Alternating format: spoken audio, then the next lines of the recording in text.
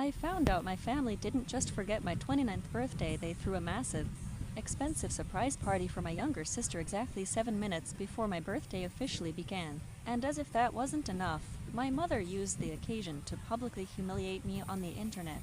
Maybe I'm wrong here. My extended family certainly thinks I am. My phone has been blowing up for days with aunts, uncles, and cousins calling me selfish, cold, and an absolute monster for how I finally retaliated. They keep spamming me with family is family, and telling me that I should have just taken the high road like I always do. But I need honest opinions, because I genuinely don't think I could have survived being their emotional and financial punching bag for one more second.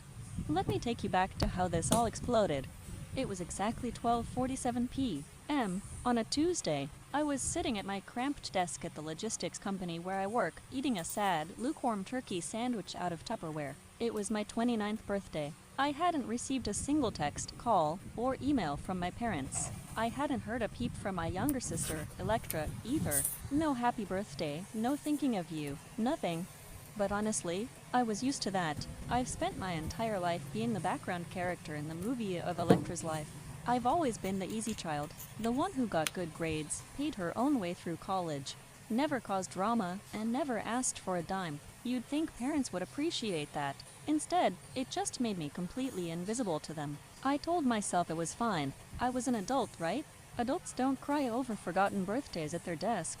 I pulled out my phone just to kill a few minutes before my 10 p.m. meeting and opened Instagram, mindlessly scrolling through my feed. Then my thumb froze. My vision actually blurred for a second. I had to blink hard to make sure my eyes weren't playing tricks on me. There, glowing on my cracked phone screen, was a professional quality photo of a lavish surprise party. The room was dripping in silver and gold decorations. Confetti was falling through the air like static, caught perfectly in the flash of the camera.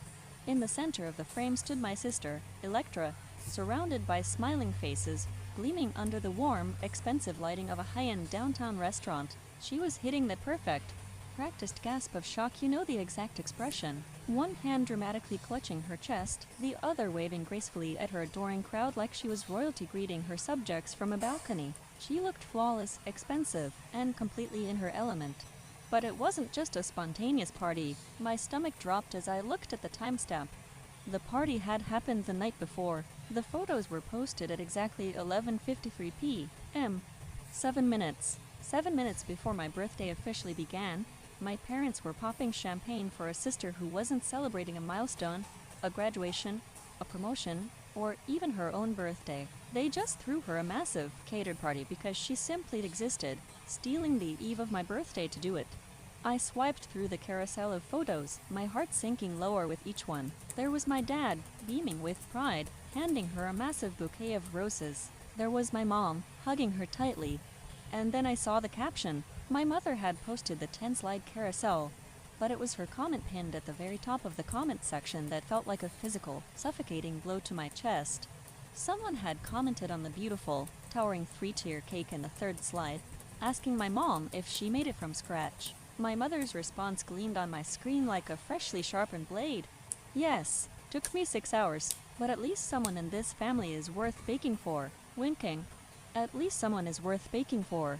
I stopped hearing the dull roar of the office around me. The ringing phones, the clacking keyboards, the idle chatter from the break room, it all just faded into a flat, suffocating silence. The only thing I could hear was the heavy, thudding sound of my own heartbeat pounding in my ears. It was slow and enormous, like heavy footsteps echoing down a completely empty hallway. I didn't cry. Not right away. I just felt a cold, terrifying numbness spread from my chest out to my fingertips. I stood up abruptly, my office chair scraping loudly against the cheap carpet, and practically ran to the bathroom. I didn't look at any of my colleagues. I kept my eyes glued to the floor until I pushed through the heavy wooden door of the women's restroom and locked myself inside the handicap stall. The fluorescent lights overhead stuttered and buzzed, casting a harsh, sickly yellow glow over the cold tiles. I stood in front of the mirror and gripped the edges of the porcelain sink. I squeezed the cold ceramic so hard my knuckles went completely colorless, the blood draining from my hands. I stared at my own reflection, Maya Hernandez, 29 years old today, hardworking, independent, exhausted, and apparently not even worth a Betty Crocker box cake. Not even worth a text message from the people who brought me into this world.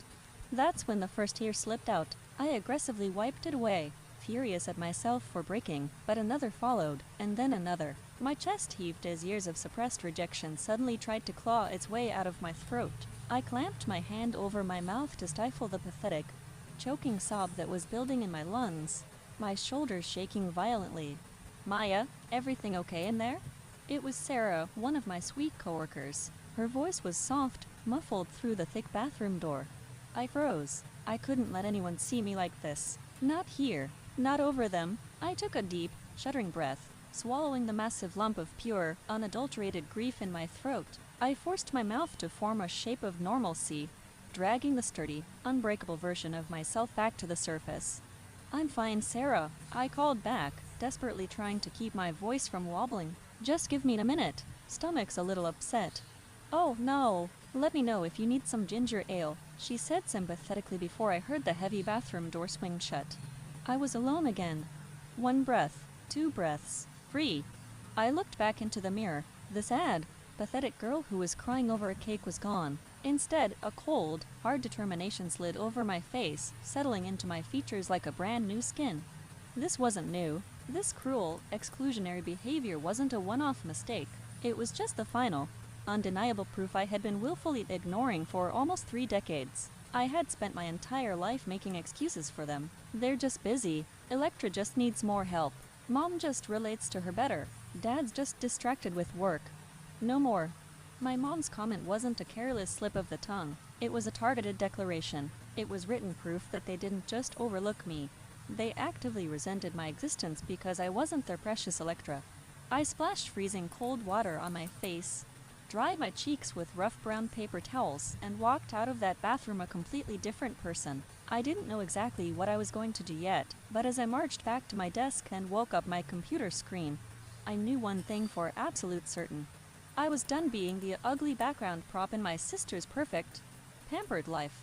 Memory is a funny, cruel thing. It doesn't just show you the past. It arrives completely uninvited, dragging all the old baggage you thought you'd neatly packed away and dumping it right in the middle of your living room. Sitting at my desk after the bathroom breakdown, staring blankly at spreadsheets that suddenly meant absolutely nothing, the memories hit me like a physical force. Looking back, I realize I grew up learning the early, quiet grammar of neglect. It wasn't always loud or abusive in the way you see in movies. It was just a constant, low-level hum of being completely unimportant in my own home. My parents didn't hate me worse. They just didn't really care that I was there, as long as I wasn't causing problems for their real priority, Electra. I remember being 16 years old, standing over a hot stove in our cramped kitchen, stirring a bubbling pot of cheap spaghetti sauce with one hand while I frantically tried to solve an algebra equation with the other. I had my heavy math textbook propped up dangerously against the ceramic sugar canister on the counter. My feet ached from walking home from school, and I was desperately trying to keep the sauce from burning because if dinner was ruined, it would somehow be my fault. From the living room, just a few feet away, I could hear the explosive sound effects of a video game. My dad and a 14-year-old Electra were sitting side by side on the couch, laughing hysterically at her digital heroics. My mom was hovering behind them, clapping and cheering for each of Electra's meaningless screen victories like she was watching our kid sister compete in the actual Olympics. "Dinner's ready," I called out, exhausted, wiping sweat off my forehead with the back of my hand. Without even glancing away from the glowing television screen, my dad waved a dismissive hand in my general direction. 5 more minutes, he answered casually. Electra's about to beat her high score. I stood there in the kitchen, invisible. I plated the food, covered it, and watched as the dinner I cooked completely cooled to a gross, unappetizing skim of fat on top of the sauce. My algebra homework stayed half done. They didn't come to the table for another 45 minutes. When they finally did, no one thanked me for cooking. Electra complained the pasta was mushy. My mother told me I needed to learn to time my cooking better. I swallowed the lump in my throat back then, just like I did today in the office bathroom. I was the built-in maid, the babysitter, the background character. It never got better as we grew older. The favoritism just took on new, more public shapes. I think about my high school senior awards night. I had worked myself to the bone for 4 years, pulling all-nighters to keep my GPA perfect, juggling part-time jobs so I wouldn't have to ask my parents for money. That night, I was receiving a massive speech and debate award. I sat on the hard wooden seat of the school auditorium, clutching the edge of my cheap dress, waiting to see my parents walk through the double doors. They never did. When I walked across the stage, the echoing auditorium clapped politely, strangers handing me a heavy wooden plaque that validated years of my hard work. I looked out into the crowd of proud parents holding cameras and flowers, searching for a familiar face. Nothing. When I got back to my seat, I felt my phone buzz in my cheap clutch. It was a text from my mom. "Sorry, honey. Electra wasn't feeling well. We'll celebrate later." Electra had a mild headache. That was it. That was enough to completely erase my biggest high school achievement. And of course, later never came. There was no celebratory dinner, no cake, not even a forced good job the next morning. My plaque got shoved in a drawer. But weeks later, Electra had a minor, supporting role in her middle school theater production. It wasn't even the lead, but my parents treated it like a Broadway premiere. They gave her a literal standing ovation in the school gymnasium. They bought her a massive, expensive bouquet of roses, took us all out to a fancy, sit-down Italian restaurant, and spent the entire evening repeating the same nauseating refrain. Our little star, our beautiful little star, sitting at my corporate desk. The sting of that memory felt as fresh as if it happened yesterday. But the memory that haunted me the most, the one that really proved how deep the sickness went, was the orange bear. When we were little kids, my dad took us to a dusty local carnival. We played a ring toss game, and by some miracle, he won a prize. The teenager running the booth let us pick from a pile of cheap, poorly stitched stuffed animals. There was a bright, neon pink bear with a sparkly bow and a weird, lopsided orange one. Electra, who was maybe 6 at the time, immediately snatched the pink one, hugging it to her chest like a gold medal. "The pink one's prettier," she announced smugly. "You can have the ugly orange one." I had looked at my mom, waiting for her to intervene, to tell Electra to share or be polite. Instead, my mom just smiled warmly, reached out, and smoothed Electra's hair in agreement. She looked at me with this expectant, heavy gaze that I learned to read very early on. "Don't make a fuss. Let your sister have the good one." I don't mind. I had lied, my tiny voice tight in my throat. I took the ugly orange bear. It was the only thing my sister or my parents had ever actually given me. And the sickest part? I kept it. I carried that stupid, cheap carnival toy across different states, through dorm rooms and tiny, depressing studio apartments over the years. I kept it dangling from my computer monitor right now, staring at me with its lopsided plastic eyes. I carried it around like a physical permission slip to be overlooked. Like a constant reminder that I was meant to settle for the ugly leftovers of my family's affection. But as I sat at my desk, feeling tectonic plates shift beneath the surface of my normally cool, exact, and unshakable demeanor, I realized something horrifying. The neglect wasn't just emotional anymore. It hadn't been just emotional for a very, very long time. My hands trembling slightly, I minimized my work email and opened a new tab. I logged into my banking app. It was time to look at the ledger of my small, sacrificial life. I needed to see exactly how much being the good daughter was actually costing me. Have any of you ever had a moment where the veil just completely lifts? Where you look at your life and realize you've been volunteering to play the clown in someone else's circus? Sitting there at my desk, looking at my bank's login screen, I felt that sickening drop in my stomach. The neglect from my family wasn't just emotional anymore. It hadn't been just emotional for a very, very long time. I had been paying for their love, or at least paying to keep the peace. I typed in my password and pulled up my transaction history. I filtered the search. Keyword: Electra. Keyword: Owen Whittaker. The page loaded, and I just stared at the ledger of my small, sacrificial life. It was line after line of plain black text, documenting transfer after transfer, month after month. I watched the total ascend on the screen like a slow, suffocating tide. $34,445.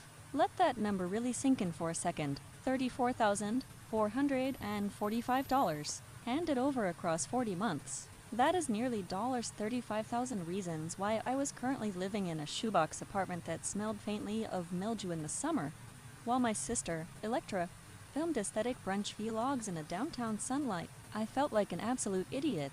How had I let it get this far? It always started with a panicked phone call from my parents. "Maya, your sister is short on rent this month. Can you spot her? You're so stable, you know she struggles." Or, "Maya, Electra's car needs a new alternator. She's going to lose her job if she can't commute." Family helps family. I thought I was being the mature, responsible older sister. I thought I was holding the family together. Instead, I was just a walking ATM. By the time I left the office and got home that evening, the reality of my situation was waiting for me. I sat down at the tiny, scratched table in my apartment, which had become a depressing battlefield of my own bills. I started sorting through the mail, looking at the dull arithmetic of my own survival. $648 for my rent, $82 for my electricity, $230 for my basic groceries. And then, sitting there in the pile like a blatant trespasser, like a dare, was the seventh envelope. Owen Whittaker, $750, automatically withdrawn from my account on the first of every single month. Owen Whittaker isn't my landlord.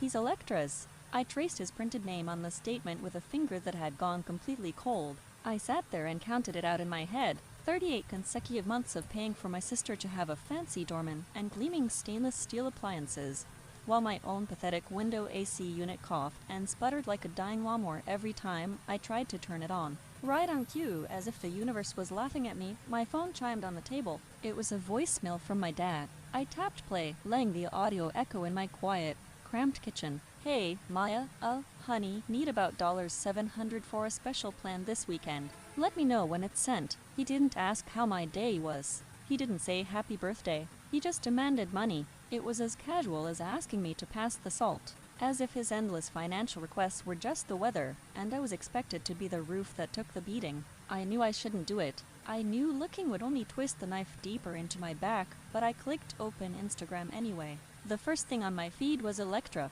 She was beaming at the top of Camelback Mountain, wearing brand new hiking gear posted exactly 3 days after she had sent me a frantic, crying text begging for rent money. My blood started to boil. I swiped to her next post. It was a mirror selfie of Electra posing with the unmistakable, flashy logo of a brand new designer bag.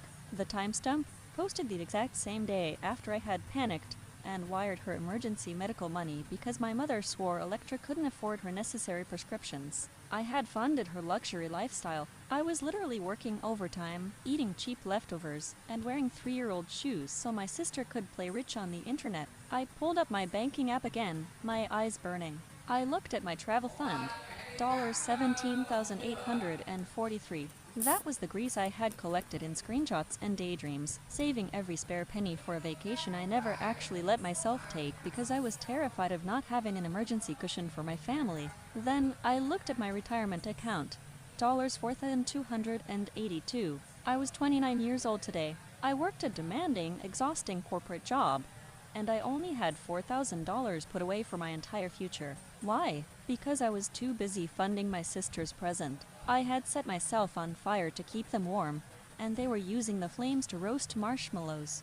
I felt the old, familiar ache of worthlessness rise up in my chest. It was the same hollow ache I felt when my parents skipped my high school awards, the same ache from the cold spaghetti dinner, the same ache I felt when they forced me to take the ugly orange bear. But then something shifted. The ache didn't swallow me whole like it usually did. Instead, it hit a wall. It receded, crashing against a brand new shore forming inside me. A shore made of pure, white-hot, jagged anger. I reached out and picked up that ugly orange bear from where it sat next to my monitor. Its fur was rubbed to a dull, matted amber from years of me carrying it around like a pathetic talisman. I felt how small and cheap it was in my clenched fist. I realized in that moment that the ritual of keeping this bear, the ritual of paying her rent, of staying quiet, of accepting the crumbs they tossed my way had been my own quiet consent. I had been agreeing to my own mistreatment. I had given them permission to use me. I slowly opened my fingers and let the bear drop. I set it down on the desk. No more, I said aloud into the empty apartment. The words didn't feel scary. They didn't feel like a betrayal. They felt incredibly right. They fit me like a heavy winter coat, perfectly tailored to my shoulders at last. I wasn't just going to stop paying. I was going to cut the strings completely. I didn't sleep a single wink that night. I just sat in the dark of my tiny, suffocating apartment, the glow of my laptop screen illuminating the dust motes dancing in the air. Dawn was just beginning to seep between my cheap, broken plastic blinds when I finally opened my email client. If you've ever dealt with a toxic, golden child family dynamic, you know how terrifying it is to finally snap. You are conditioned to believe that setting a boundary will literally end the world. But as I started typing, my hands didn't shake. I was drafting 3 emails, which felt like slamming 3 heavy, iron doors on my past. The first was to my bank, permanently revoking every single authorization for external transfers. The second was to my sister, a brief notice that the gravy train had derailed. But the third was the most important. It was to Owen Whitaker, Electra's landlord. I kept it brief, professional, and merciless. Effective immediately, my financial arrangement regarding this property has concluded. Every single sentence I typed out steadied my hands. By the time I finished, the digital clock on my stove clicked to 5:17 a.m. The draft sat there in my outbox like locked chambers in a revolver, waiting for a key to be turned. Somewhere between writing the second and the third email, I felt the entire floor of my life abruptly tilt. It wasn't to throw me off balance, though. For the first time in 29 years, it tilted to return me to standing upright. I hovered my cursor over the send button. The apartment was completely silent except for my old refrigerator humming loudly in the corner, acting like a solitary, mechanical witness to my quiet rebellion. I took a deep breath, and I clicked. The swoosh sound of the email sending was so much quieter than I expected it was almost polite, as if my beat-up laptop inherently understood the massive gravity of what I had just done. I watched the screen for a long, heavy moment. Those 3 sent emails glided off into the digital ether, disappearing into the past like arrows vanishing into thick fog. Instantly, the air in my kitchen felt entirely different. It felt thinner, cleaner, as though I had finally taken a crowbar and cracked open a window that had been painted shut and sealed for decades. I stood up and poured myself a cup of leftover coffee. I noticed my hand, the one holding the pot, no longer trembled even a fraction of an inch. I took my first sip of the bitter, cold brew just as the sun finally pulled itself up above the gray Seattle skyline. I had always thought standing up for yourself was supposed to be this huge, explosive, screaming match. But looking out over the city, I realized something profound. Freedom didn't roar, it whispered. But if freedom whispers, entitled family members definitely scream. The peace lasted exactly 2 hours. By 7:23 a.m., my phone began its first shrill, demanding protest. The caller ID flashed, Mom. Normally, seeing her name pop up at an odd hour would send a spike of pure, unadulterated anxiety straight into my chest. I'd be scrambling to answer, terrified of what crisis I was expected to solve. Today, I just stared at the glowing screen. I let it ring twice, and then I pressed decline. At 7:27 a.m., the phone buzzed frantically again. Same caller. Once again, I pressed decline. The dam had broken. By 8:15 a.m., exactly 12 missed calls had stacked up on my lock screen like a chorus of angry ghosts demanding my attention. They were utterly bewildered that their reliable little workhorse wasn't picking up the phone to receive her daily flogging. At 8:32 a.m., a text from my dad violently lit up the screen. It wasn't a question about my well-being. It certainly wasn't a belated birthday wish. It read, "Your sister is crying. Call us immediately." I stared at the words. Immediately. The sheer audacity of it. He was commanding me like I was a disobedient golden retriever who had slipped off her leash. He didn't ask what was wrong, didn't ask why I canceled the payments. He just demanded I fix his precious golden child's tears. I didn't respond. I didn't call. I just took another slow sip of my coffee, relishing the bitterness. An hour later, at 9:47 a.m., I had just stepped out of the shower. I was standing in the bathroom, towel drying my hair, when a voicemail notification popped up. It was from Electra. Against my better judgment, I tapped play, letting the audio fill the steamy bathroom. Her voice cracked with an unhinged, feral fury, hissing aggressively through the tiny phone speaker. "You've ruined everything," she screamed, not even bothering to say hello or ask why I had done it. "How am I supposed to pay rent? Where am I supposed to live? You selfish BTCH. After everything we've done for you, asterisk, I didn't even let the message finish. I hit delete. The silence that followed her shrill, entitled voice was a relief, so pure it physically felt like oxygen flooding into a suffocating room. After everything they'd done for me, I stood there, dripping wet in my cheap towel, and I actually almost laughed out loud at the pure, delusional audacity of that statement. What had they done for me, exactly? Let me exist in the background? Allowed me the absolute privilege of funding her luxury lifestyle while they forgot my birthday and humiliated me on Instagram? If ruining everything meant I finally got to keep my own paycheck, then I was thrilled to be the villain. By noon, the inevitable had happened. The flying monkeys had been fully deployed. My phone started vibrating off my desk at work as the extended family group chat erupted into a barrage of guilt trips, judgments, and outright manipulation. Uncle Robert, a man who hadn't bothered to speak to me in 2.5 years, chimed in like the moral authority of the century. Family helps family. Period. I wanted to reply and ask him for his credit card number so he could pay the $750 rent, but I knew engaging was a trap. Aunt Teresa immediately followed up. Your sister needs support right now. This is unacceptable. Then my cousin Derek, a grown man who still lived entirely off his parents, bravely added, wow, cold. Not a single one of them offered to pay Electra's rent. Not one of them asked for my side of the story, or questioned why a 29-year-old woman with a full-time job was going broke to support her able-bodied adult sister.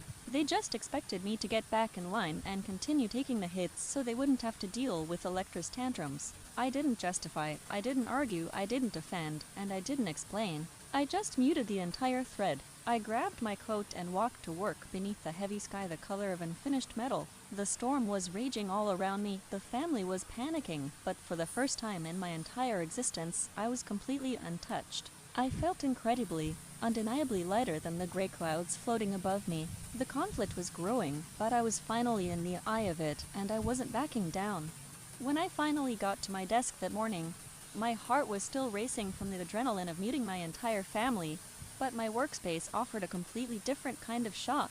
Sitting dead center on my desk was a single chocolate cupcake, crowned with a bright, unlit candle. Next to it was a card, crammed with signatures and well wishes from my whole department. My sweet coworker, Sarah, popped her head over the cubicle wall, smiling shyly at me. We remembered it was your birthday yesterday, she said softly. Sorry it's a little late. We meant to give it to you before you left, but you darted out so fast. I just stood there, staring at that $3 grocery store cupcake, and I had to swallow a massive, jagged lump in my throat. Sarah didn't know the full story. None of them did. They didn't know that this tiny, insignificant office gesture was literally the only recognition my birthday had received this year. My own parents had stolen my birthday eve to throw a catered bash for my sister, but the people I simply shared a water cooler with actually remembered I existed. And somehow, in that moment, it meant absolutely everything. I put my head down, did my work, and for the first time in years, I didn't stress about taking on overtime. When the day finally ended, I didn't go home to sulk. I walked straight to the big tech store downtown. I walked up to the counter, my back straight, and looked the associate dead in the eye. I'd like the XPS 17 i9 processor with 32 gigs of RAM, I said, my voice incredibly steady.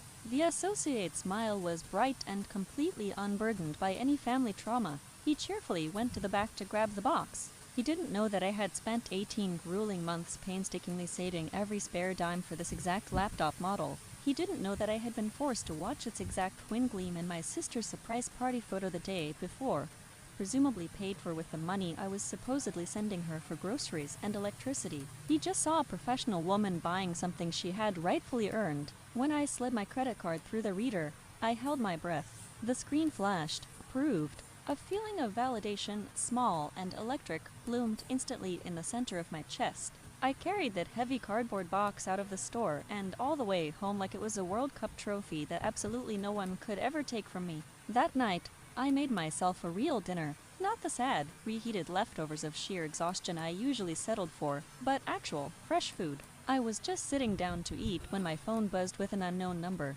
I answered it without thinking. Owen Whittaker, the deep, professional voice on the other end announced. My stomach gave a tiny lurch, but I forced my posture straight. Mr. Whittaker, Miss Hernandez, he began cautiously, clearly uncomfortable. I received your email this morning regarding the rent payments, but there seems to be some confusion. Your sister, Mr. Whittaker, I cut in gently, refusing to let him finish. There's no confusion. My arrangement with that property has permanently concluded. Please work directly with Electra moving forward. There was a long, loaded pause on the line. I could practically hear him doing the math, realizing that his wealthy, aesthetic tenant was actually broke and relying on her sister's secret charity. Finally, he let out a heavy sigh of acceptance. Understood.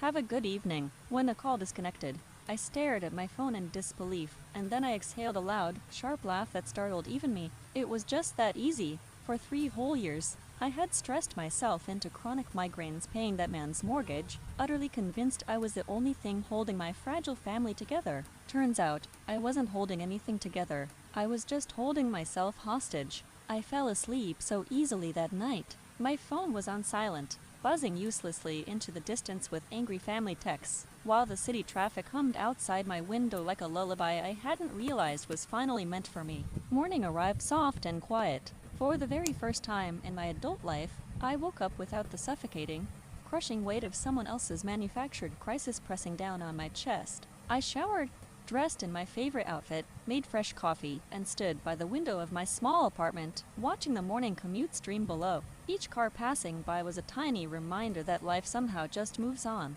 And mine finally would, too. When I got to work, I did something I had been terrified to do for months. I opened the HR portal, pulled up the internal transfer offer I'd been agonizing over, and I signed it. Senior Operations Lead. Boston. A new city, a significant pay raise, a completely clean start, and best of all, a horizon totally untouched by my family's endless demands. I felt a massive tremor of change rumbling beneath my newfound calm, but for the first time, it wasn't fear. It was readiness. I was getting out. But of course, toxic families never let their favorite punching bag go without a massive, dramatic fight. At exactly 2:14 p.m., my desk phone rang. It was lobby security. Miss Hernandez, Jules, the head security guard, said, his voice unusually low and tense. There's someone down here insisting on seeing you. She's getting a little loud. Says she's your mother. My blood instantly turned to ice water. I stood up and looked through the glass partition that overlooked the ground floor atrium.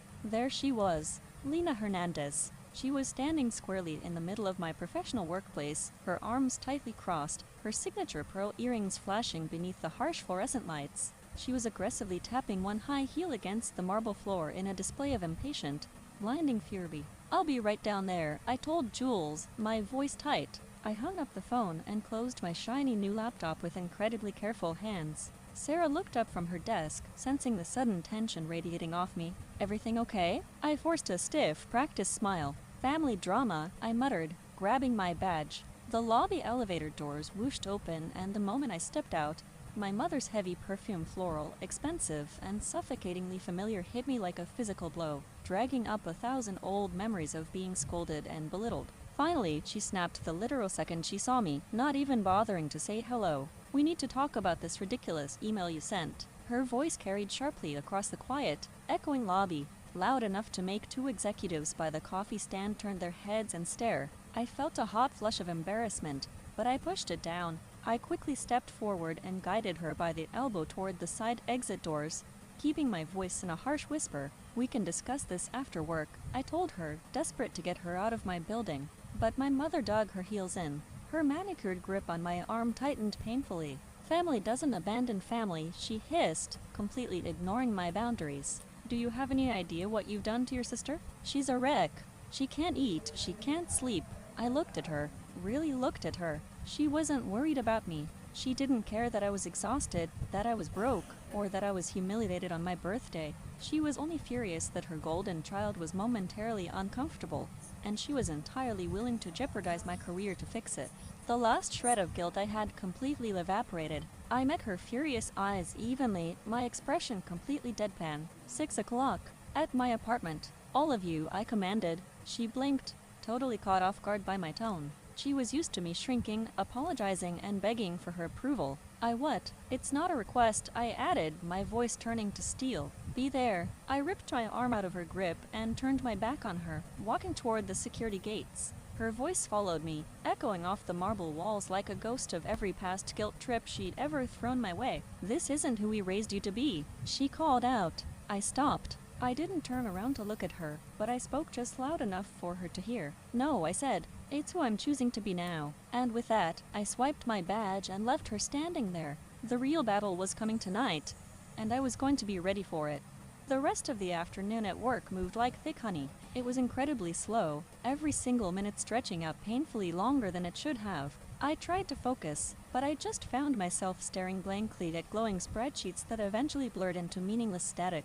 My physical body was at the office, but my mind was already locked in the impending confrontation, waiting anxiously at 6:00 p.m. I left work right at 5 and practically sprinted home. I needed time to prepare the battlefield. I unlocked my apartment door and immediately started moving things around. In my head, I had already rearranged the furniture a dozen times, carefully calculating space and, more importantly, emotional distance. I dragged the 3 mismatched dining chairs and my cheap, lumpy love seat into a harsh, tight semicircle. I shoved the bulky coffee table aggressively aside, so there would be absolutely nowhere to hide. It looked less like a living room and more like a corporate interrogation chamber. By the time the digital clock on my microwave hit 5:45 p.m., my stomach was in absolute knots. I had obsessively replayed every possible version of this conversation in my head, me staying perfectly calm, my mother screaming insults, my father pleading for family unity, and my sister putting on a theatrical performance. I thought I was ready for anything they could throw at me, but when the doorbell rang loudly at 5:58 p.m., 2 minutes early, every single rehearsal I had practiced vanished completely. I took one last, deep breath, smoothing down my shirt, and pulled open the door. They entered my tiny apartment like an aggressive storm front. There was no hello, no how was your day, and definitely no happy belated birthday. They just pushed past me, sucking all the oxygen right out of the room. My dad came in first. His broad shoulders completely filled my narrow doorway. His face was deeply lined with a harsh irritation that he was very poorly pretending was fatherly concern. My mom followed closely behind him. Her signature pearl earrings swung aggressively with every rigid step she took. Her eyes immediately began scanning my apartment, visibly inventorying its smallness and cheapness with utter disdain. I could see her judging the scuffed baseboards and the secondhand rug, completely failing to connect the dots that the reason I lived in a dump was because I was paying for her other daughter's luxury high-rise. Then came Electra, trailing dramatically behind them like a wounded gazelle. Her makeup was meticulously ruined. Her expensive mascara was smudged just enough to loudly say victim, without actually ruining the overall aesthetic effect of her face. She was clutching her arms around herself, wearing that exact designer coat I had seen in her Phoenix vacation post just last month. The sheer luxury of the fabric was incredibly loud and offensive against my plain, budget-friendly furniture. I closed the door, locking the deadbolt with a loud, final click. I turned to face them. They were all standing awkwardly in the center of the room, expecting me to start apologizing immediately. Would anyone like water? I asked, keeping my voice incredibly steady and devoid of any emotion. Electra's bottom lip immediately trembled, right on cue. She looked at me like I had just slapped her in the face. Water, Electra gasped, her voice thick with practiced tears. I don't understand what I did wrong, and you're offering water? She let out a pathetic wail and dramatically collapsed onto the love seat, burying her face in her manicured hands. The performance was beginning flawlessly. My dad immediately rushed over and sat heavily beside her. He wrapped a protective arm around her trembling shoulders, casting a furious glare in my direction. Your sister is incredibly fragile right now, he scolded me, his voice taking on that heavy, paternal tone he only ever used when he was disappointed in me. Maya, this situation with her job. I didn't let him finish the excuse. Which job? I interrupted softly, my voice cutting through his lecture like a razor. The marketing one she lost in January, or the graphic design one she was fired from in March. The room went dead silent. Electra's loud, theatrical sob literally hiccuped mid-breath. My dad blinked rapidly, totally unprepared for that level of precision. He was so used to me just nodding and blindly accepting whatever vague tragedy they spun to extract money from me. My mom stepped forward, planting her expensive heels into my cheap rug. Her tone was sharp enough to cut solid glass. That's exactly why she needs support right now, Maya, until she stabilizes. My mom snapped, as if losing 2 jobs in 3 months was a completely normal, unavoidable tragedy. 4 jobs in 2 years isn't instability, I said evenly. I turned away from them and started moving deliberately toward my desk. It's a pattern. I reached down and hit the power button on the small, high-powered projector I had quietly borrowed from the office AV room that afternoon. It flickered instantly to life, its internal fan humming loudly against the suffocating quiet of the apartment. A bright, stark rectangle of light hit the blank white wall right behind the love seat, illuminating Electra and my dad in a harsh, unforgiving glow. My mom recoiled slightly from the sudden light, her eyes darting to the blank projection. What are you doing? Mom demanded, her voice wavering with the first tiny hint of actual uncertainty. I picked up the presentation remote, locking eyes with my family, completely unbothered by their panic. Providing context, I said, and I clicked the button to load the first slide. The first slide appeared on the wall, crisp and massive, completely dominating the small space. It was a screenshot of Electra's official termination email from Web Team Creative, her former employer. I had used a bright yellow digital highlighter to emphasize specific, damning phrases in the HR representative's polite, but firm corporate jargon. The words excessive absences and final warning glowed vibrantly in the darkened room. Dad leaned forward, his face paling slightly in the projector's harsh light. His protective grip on Electra loosened just a fraction. We knew about this, Maya, he started, his voice already losing its authoritative edge, trying to brush it under the rug.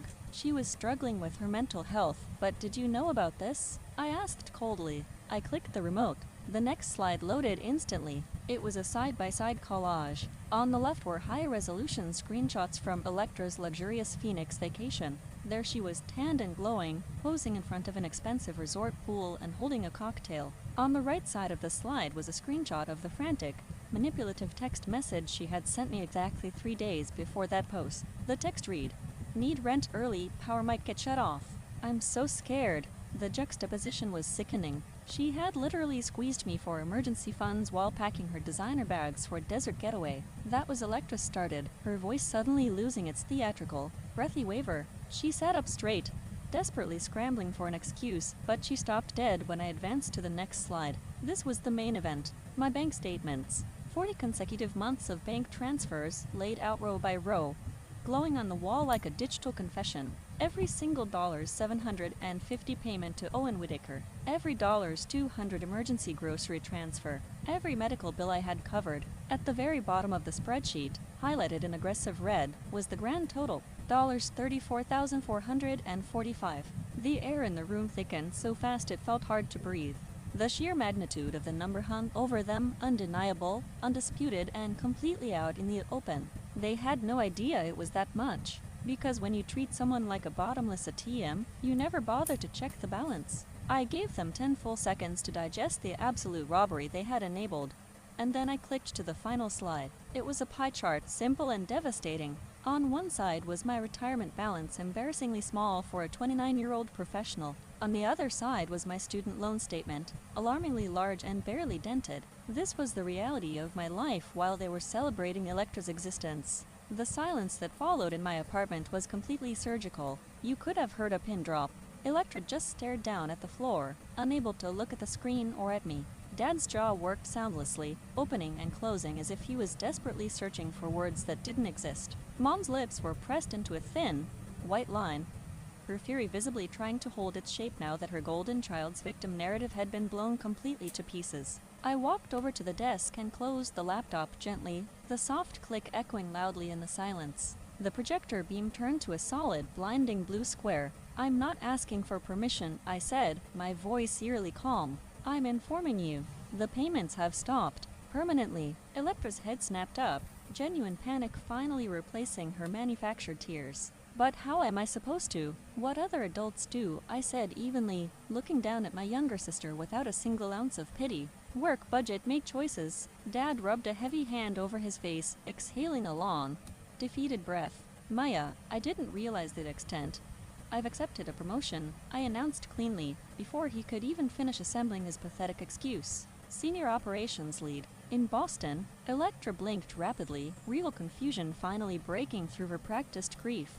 She looked at me like I was a stranger. "Boston?" Mom's voice rose, thin and desperate, the reality that her scapegoat was actually fleeing the state finally hitting her. "You're moving in 4 weeks?" "You can't just I can," I interrupted. The words landed in the room like a heavy iron door slamming shut. Dad looked from the blue glow of the projector back to me. I saw something massive shifting in his eyes. It looked like recognition, maybe for the very first time. For nearly 3 decades, he had only ever seen me as reliable, quiet background noise. But now, standing completely in the light of my own irrefutable evidence, I was utterly impossible to ignore. "I didn't realize," he said again, quieter this time, sounding almost like he was whispering it to himself. "No," I said gently, twisting the knife. "You didn't want to." I reached down and unplugged the projector. The fan whined down into complete silence, and the blue square vanished, plunging the room back into normal lighting. My apartment, though incredibly small and cramped, suddenly felt vast. It felt like space I had finally reclaimed. But my mother wasn't done. She couldn't handle losing control. She began pacing the small floor, her expensive heels striking the cheap wood like a frantic metronome of disapproval. "Electra has always been more sensitive than you," she began, her voice climbing right back up into that familiar, nauseating register of martyrdom she always used. "From the day she was born, the doctor said she needed extra attention." I folded my arms tightly across my chest and leaned back against the kitchen counter. "And I needed less." "Right," she snapped, completely missing the tragic irony of her own admission. She ignored my pain, just like she always did. "You were always so capable," she continued, literally twisting the word capable until it sounded like a dirty, shameful curse. We're not asking for much, Maya. Just continue the payments until she stabilizes. Another 6 months. Maybe a year. I stared at her, genuinely marveling at her delusion. And then what? I asked. Another year after that? Another manufactured crisis? Another excuse? Mom's eyes narrowed into absolute slits. You're choosing money over blood. A laugh actually escaped my throat before I could physically stop it. It was short, sharp, and bitter. This isn't about money, I fired back, my voice finally rising to meet her aggression. It's about $34,000 and decades of being treated like an ATM with legs. That's not fair, Dad interjected quietly from the love seat. No, I replied, snapping my gaze to meet his eyes, refusing to let him look away. It wasn't fair when you missed my high school graduation because she had a mild cold. It wasn't fair when I worked 2 exhausting jobs in college so she could find herself on my dime. And it certainly wasn't fair when you completely forgot my birthday yesterday, but threw her a massive catered surprise party at exactly 7 minutes before mine even began. The silence that followed that outburst was totally different from the one before. It was alive. It was raw, trembling, and deeply, uncomfortably real. I watched Electra, the performative, dramatic tears she had walked in with entirely shifted into something else. It was unguarded, ugly, and breaking. Her voice cracked, and this time she wasn't acting. I can't, she whimpered, pulling her knees up to her chest. I don't know how to do this on my own. For one tiny, agonizing fraction of a second, the older sister instinct to rush in and rescue her flared up in my chest like a deeply ingrained, toxic habit. I wanted to tell her it would be okay, that I'd help her figure it out, but I stayed completely still. I planted my feet onto my cheap rug and anchored myself in my own reality. You can learn, I said softly, the anger finally draining out of me, leaving only cold, hard resolve. But I won't do it for you anymore. Electra looked up slowly. Our eyes met for what felt like the first time in actual years. Something entirely wordless passed between us in that tiny, tense space. It definitely wasn't forgiveness, but it was awareness. It was the very first fragile, terrifying thread of truth our family had ever shared. For a long time, absolutely no one spoke. I swear, the silence that fell over my tiny apartment was so heavy you could have scooped it up with a spoon. The aggressive hum of the city outside seemed to completely fade away, leaving only the sudden, rhythmic sound of rain starting to hit my single living room window. The drops patted against the glass, filling the suffocating quiet-like physical punctuation marks in a sentence that was simply too heavy for any of us to finish. I stood my ground, leaning against the kitchen counter, my heart hammering against my ribs. I watched my family fall apart in real time right in the middle of my cheap second-hand rug. Dad sat heavily on the love seat, his elbows resting on his knees. He reached up and aggressively rubbed his temples, his broad shoulders entirely hunched and defeated. His eyes kept flicking back and forth between me and the glowing blank wall where the projector's damning evidence had just been displayed. It was like he was watching a phantom reel of all the times he had brushed me aside, finally seeing the monstrous sum of his negligence. Over by the door, Mom stood completely frozen. She literally had her hand clutched around her pearl necklace, gripping the expensive jewelry so tightly her knuckles were white. She looked completely unmoored, as though clutching those pearls could somehow magically restore the perfect, comfortable script she'd always known and weaponized against me. Her reality, the one where I was the selfish villain and Electra was the helpless victim, had just been obliterated by cold, hard banking facts, and her brain was short-circuiting trying to process it. And Electra, my supposedly delicate, dramatic sister, just sat there on my couch. Her breathing was jagged and uneven. The expensive mascara was still streaking down her cheeks, but for the very first time in her entire adult life, it looked less theatrical and infinitely more human. The performance was over. The audience had walked out. She was completely, utterly exposed. The rain continued to tap against the glass. 1 minute passed, then 2. Finally, Dad broke the silence. When he spoke, his voice was incredibly low. It was completely stripped of its usual booming, patriarchal authority. He didn't sound like the man who had just demanded I fix my sister's tears. He sounded like an old, incredibly tired man who had just realized he'd been walking in the wrong direction for 30 years. "I failed you both," he said. Those 4 words hit the center of the room with a physical weight that made my chest actually ache.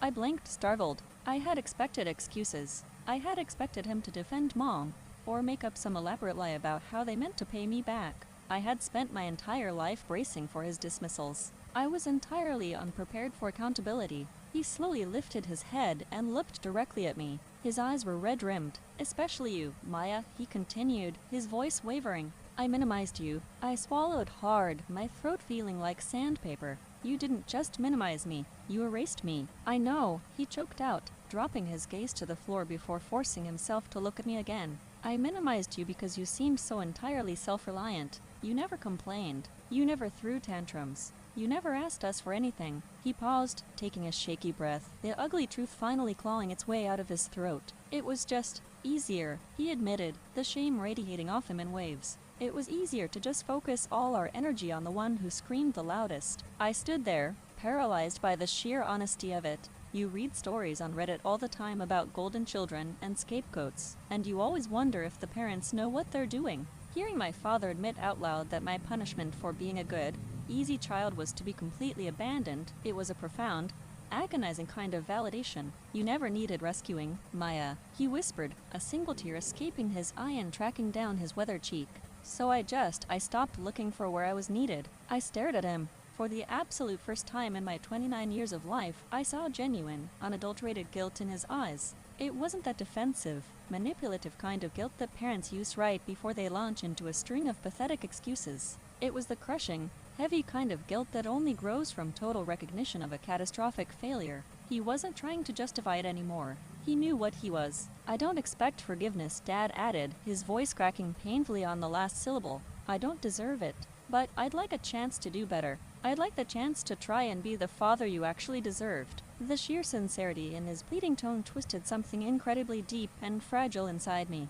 Despite the anger, despite the $34,000, despite the ugly orange bear and the forgotten birthday cake, a tiny, buried piece of my soul reacted. It was that small, desperate part of the inner daughter who had spent her entire childhood foolishly believing that if she was just good enough, quiet enough, and helpful enough, she would finally earn her father's love. I wanted to scream at him. I wanted to tell him he was 3 decades too late. But looking at the broken man on my couch, the rage suddenly felt exhausting to hold on to. I took a slow, deep breath, forcing that emotional surge back down. I couldn't afford to be naive. I nodded slowly, my face an unreadable mask. "Words are easy," I said quietly, the sound of the rain filling the space between my sentences. "I've heard a million words from this family. Family helps family. We'll celebrate later. Just this once. I don't care about words anymore." I pushed myself off the kitchen counter and took a step toward him. "I need to see actions," I told him, my voice carrying the unshakable weight of a woman who had finally found her spine. Dad didn't flinch. He didn't hesitate or look to Mom for permission. He looked me dead in the eye and nodded firmly. "Then name them," he said without hesitation.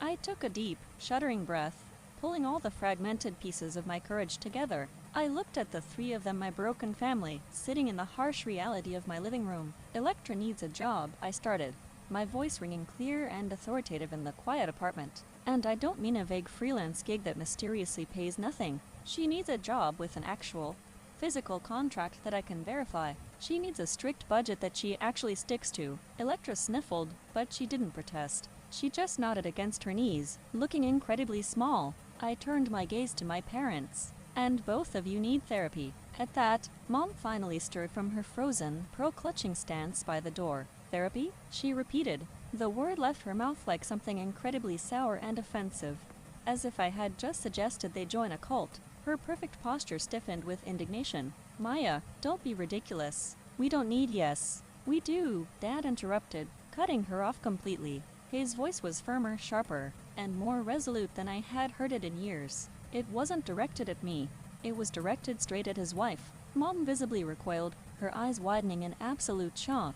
She looked completely stunned that her husband was publicly breaking rank and siding with the scapegoat. She opened her mouth to argue, but Dad just held up a hand, silencing her. He turned back to me, waiting for the rest of my terms. "The financial support ends today," I said simply, laying down the final, immovable boundary. "The well is completely dry. I am never paying another bill, rent check, or medical emergency fund again." But I hesitated, looking at the 3 of them. I could have shut them out forever. I had every right to. But looking at my dad's tear-stained face, I chose a different path. "But emotional support," I continued softly, "with strict boundaries. That door stays open if and only if it's respected." Something massive and profound shifted in Dad's face. The heavy, suffocating tension that had ruled his posture for decades seemed to crack.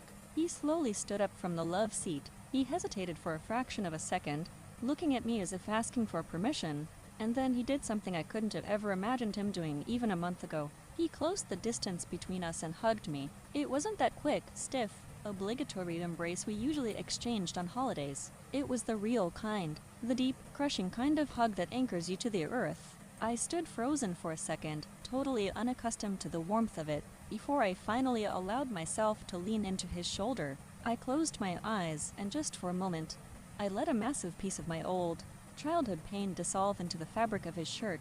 "Thank you," he murmured thickly into my hair, "for not giving up on yourself." When they finally left my apartment 30 minutes later, the atmosphere had entirely changed. I stood by my window and watched them walk out to their car. Mom's back was completely stiff with stubborn pride. Dad kept a tentative, guiding hand on Electra's shoulder. My sister walked with her head deeply bowed. As I watched their taillights pull away into the rainy Seattle night, I realized something. Maybe something small and vital had finally cracked open in our family dynamic. Maybe they would change, maybe not, but for the absolute first time in my life, I knew it wasn't my job to fix it. I turned around and looked at my living room. It felt remarkably different. It didn't feel emptier without them. It just felt like it was finally mine. The quiet no longer rang with that harsh, hollow echo of loneliness. Instead, it hummed with a warm, steady sense of ownership. I poured myself a large glass of cheap red wine, took a deep sip, and finally exhaled. The next morning, the air inside my apartment felt incredibly light. The storm had passed. I spent the morning systematically dismantling the evidence of my past life. I packed away the borrowed office projector, neatly folded the damning banking documents, and threw them in the trash. Then I walked over to my desk and picked up the ugly orange bear keychain. I didn't throw it away. Instead, I placed it gently into a small, decorative wooden box I kept on my shelf. When I let the heavy lid click shut, the sound felt incredibly final. It felt like the definitive closing of a long, painful, and unfinished chapter of my life. Days slowly bled into weeks. The frantic, demanding phone calls from extended family completely dwindled. The manipulative guilt-trip text messages softened, and then eventually stopped altogether. Then, one quiet morning, my phone rang. It was Dad. I cautiously answered, expecting a crisis. But he didn't call to ask for a loan, or to complain about Mom, or to beg me to fix Electra's life. He called to ask how I was settling things for my massive move to Boston. And then, he asked if he could come over and help me pack. The gesture completely stunned me, but I swallowed my pride and accepted. When he arrived the following Saturday, he didn't bring Mom's judgment or Electra's drama. He came entirely alone. He walked in carrying a large cardboard box of my absolute favorite artisanal coffee beans and 2 brand new travel mugs for the road trip. We spent the entire afternoon packing up my kitchen side by side in a comfortable, companionable silence. It was the most normal we had ever been. As he was taping up a box of dishes, he paused and looked at me. "She's been working at the local pharmacy for a few weeks now," he said quietly, not needing to say Electra's name. "She shows up on time. She actually seems proud of herself." He looked incredibly relieved, but also cautiously hopeful. "Maybe this time it'll actually stick." I smiled faintly, taping up my own box. "That's good for her." He nodded, a soft, genuine smile touching his eyes. For all of us, maybe. The eventual move to Boston came with the usual, exhausting chaos of relocating across the country. There was a new, demanding job to learn, a new apartment to furnish, and completely new daily rhythms to establish. But beneath all the noise, the traffic, and the stress of the new city, there was an unexpected, deep-rooted peace. I wasn't running away anymore. I was finally moving forward. A year later, on a bitterly cold February morning, bright winter sunlight spilled aggressively across the hardwood floors of my 12th-floor apartment. It caught on the Boston city skyline right outside my window, a sprawling view of snow-dusted buildings and busy streets that still felt like a wonderful, hard-earned secret I actually got to keep. I stood in my kitchen, wrapped in a thick cardigan, and wrapped my hands tightly around my favorite ceramic coffee mug. I stared out at the bustling city below and whispered softly to my own reflection in the freezing window pane. 1 year, one entire year since I had finally stopped apologizing for simply choosing myself. 1 year since I packed up my life, cut the financial cord that was strangling me, and left Seattle behind. My phone buzzed gently on the granite counter. It wasn't a demanding text for emergency rent money or a guilt trip about missed holidays. It was a message from my friend, Tamsin. "Just landed. Boston's freezing compared to Arizona. I smiled warmly, my thumbs flying over the screen as I typed back, bringing an extra sweater. My apartment was completely ready for the small, intimate birthday gathering I'd planned for that evening. It was nothing extravagant, nothing like the catered, professional photographer blowout my parents had thrown for Electra last year. It was just simple strings of warm white lights draped over the windows, vases of fresh, colorful flowers on the tables, and a rich, decadent chocolate cake I had picked up from the incredible little bakery down the street. There was no underlying drama waiting to explode. There was no suffocating tension. There was just absolute, unbothered peace. Before my friends arrived, I walked into my bedroom and sat at my desk. I reached out and gently opened the small, decorative wooden box I kept on the corner of the desk. Inside, the ugly orange carnival bear waited patiently. I looked down at it. Its cheap, worn fur no longer symbolized being abandoned, neglected, or left completely behind by the people who were supposed to love me most. It didn't represent my sister's entitlement or my mother's cruelty anymore. Instead, it just reminded me of that exact, terrifying moment I had finally stepped forward and claimed my own life. I ran my index finger lightly over its plastic ear, acknowledging the past, and then I closed the box with quiet reverence, locking the memory away where it belonged. At exactly 7 o'clock, the doorbell rang. I opened it to find Emma and Rachel, my close friends who, over the past year, had truly become my fiercely loyal chosen family. We burst into immediate laughter as they piled into the kitchen, shedding heavy winter coats and carrying expensive bottles of wine and brightly wrapped gifts. We spent the next hour drinking, telling stories, and listening to music. The apartment felt incredibly alive, vibrating with genuine affection. It was a stark, beautiful contrast to the lonely grocery store cupcake I had eaten at my cubicle exactly a year ago. Then, from the living room, my laptop chimed. A new email notification. Normally, I would ignore work emails on my birthday, but I saw the sender's name flash across the screen. Electra. My stomach gave a tiny, involuntary lurch, a ghost of the old panic.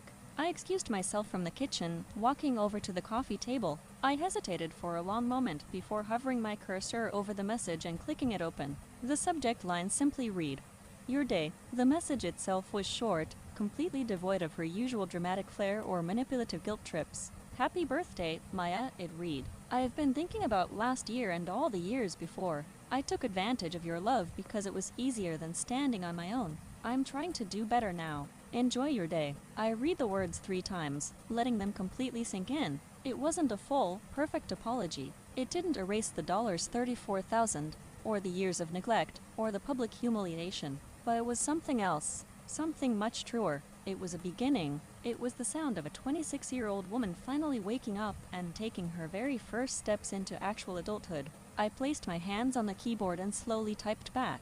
"Thank you, Electra. Keep going. I'm proud of you for trying." I hit send, closed my laptop firmly, and walked back into the kitchen to join my friends. Later that night, long after the cake had been cut and as rich, warm laughter filled every corner of my apartment, I walked down the hall to the bathroom. I caught my own reflection in the hallway mirror. I stopped and just looked at myself. I was 30 years old today. I was smaller in family, perhaps, but looking at the relaxed, unburdened woman staring back at me, I knew I was infinitely richer in peace. And for the absolute first time in my entire life, I truly felt like I was the one worth celebrating. But even with all this peace, sitting here writing this out, that nagging voice of guilt still creeps in sometimes. The moral conflict of what I did still haunts me on my worst days. I look back at that night in my apartment with the projector, and I wonder if I was too cruel. I essentially ambushed them. I humiliated my parents and my sister with a presentation like I was firing them from my life. I cut off my sister's rent money with absolutely zero warning, knowing she had no savings, essentially forcing her to sink or swim overnight. I demanded therapy and financial audits like a dictator. My extended family still occasionally sends messages through the grapevine, calling me a monster for prioritizing my savings account over my own flesh and blood. They say that even if my parents were wrong, I shouldn't have weaponized my money to punish my struggling younger sister. They say family is supposed to be unconditional, and that true love means catching people when they fall, even if they fall 40 months in a row. So, as I sit here in my beautiful new life, I need to know from people outside this toxic bubble, am I the asshole for putting myself first and suddenly cutting off my family's financial support after years of emotional neglect?